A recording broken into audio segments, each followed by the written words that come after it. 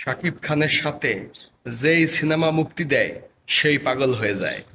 প্রতিবারেই এমনটা দেখা যায়। এর আগে রায়হান রাফি সুড়ঙ্গ মুক্তি দিছিল, মুক্তি দিয়া কিন্তু রায়হান রাফি পাগল হয়ে গেছিল। শাকিব খানের ভক্তরা কিন্তু তাকে পাগল বানিয়ে ফেলেছিল। অর্ধেক পাগল হয়েছে শাকিব খানের সাথে না পেরে, বাকি অর্ধেক শাকিব খানের ভক্তরা পাগল বানাইয়া ফেলাইছে। খুসাইয়া খোসাখুসি করে রায়হান রাফিকে পাগল বানাইয়া ফেলাইছিল। এই ঈদে দেখা যাইতেছে দাগি সিনেমার প্রযোজক শাহরিয়ার শাকিল সে পাগল হয়ে গেছে।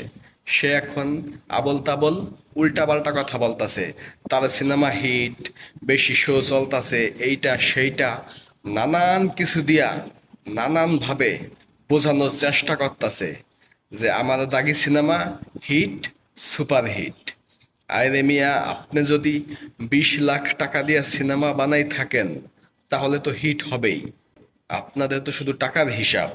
20 লাখ টাকা দিয়ে বানাইলেন, ওই সিনেপ্লেক্সে চালাইয়া 25 লাখ টাকা উঠলেই সিনেমা সুপারহিট। আর শাকিব খানের সিনেমা যে কোটি কোটি টাকা বিজনেস করতেছে, কোটি কোটি টাকা কামাইতেছে, লক্ষ লক্ষ দর্শক সিনেমা হলে সিনেপ্লেক্সে আইসা দেখতাছে, সেইটার কি হবে বলেন? আপনি ওই সিনেপ্লেক্সে কয়েকটা শো পাইয়া এত ফালাফালি করতেছেন। শাকিব খানের সিনেমা যে সারা বাংলাদেশ ব্যাপী 500-এর বেশি শো নিয়ে চলতাছে, প্রতিটা শোতে এবারে যে 1000 করে লোক ধরেন। আর আপনার চলতেছে কয়টা? সব মিলিয়ে 30-40টা শো হবে। প্রতিটা শোতে এবারে যে 200 করে লোক ধরেন। তাহলে তো শাকিব খানের সিনেমা একদিন যেই পরিমাণ দর্শক দেখবো, আপনার সিনেমা যদি টানা 1 মাস সিনেপ্লেক্সে চলে তাও তো দেখবো না, সেই পরিমাণ দর্শক হবে না। তাহলে আপনি কেন শাকিব খানের সিনেমার সাথে তুলনা করতেছেন? এইটা বলেন যে আমার দাগি ছোটখাটো একটা সিনেমা, ছোট বাজেটের সিনেমা, এই জন্য মোটামুটি হিট বলা যায়। আমি যেই টাকা দিয়ে বানাইছিলাম সেই টাকা উঠে গেছে, এই জন্য বলতাছি হিট।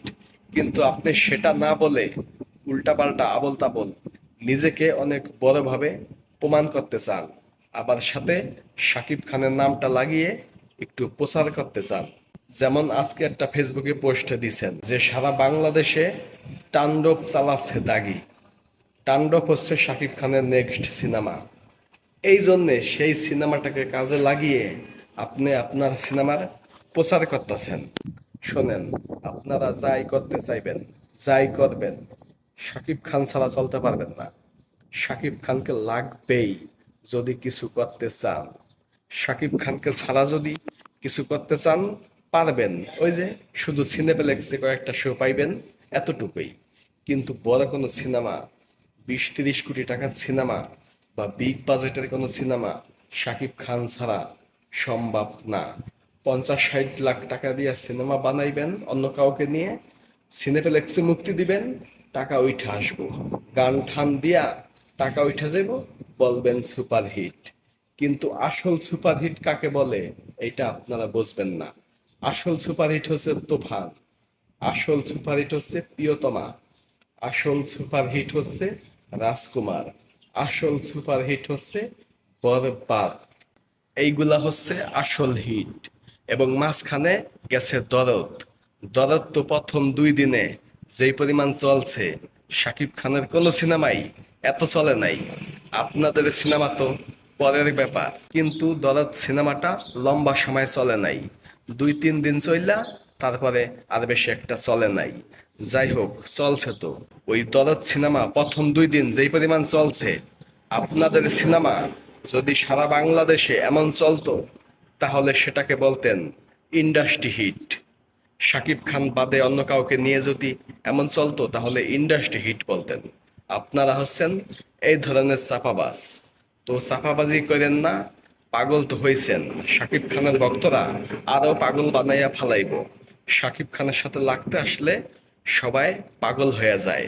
আপনি আধা পাগল হয়ে গেছেন। বেশি কথা বললেন না, তাহলে কিন্তু পুরাপুরি পাগল হয়ে যাইবেন। তো কথাবার্তা যা বলবেন একটু হিসাব কিতাব করে বলবেন।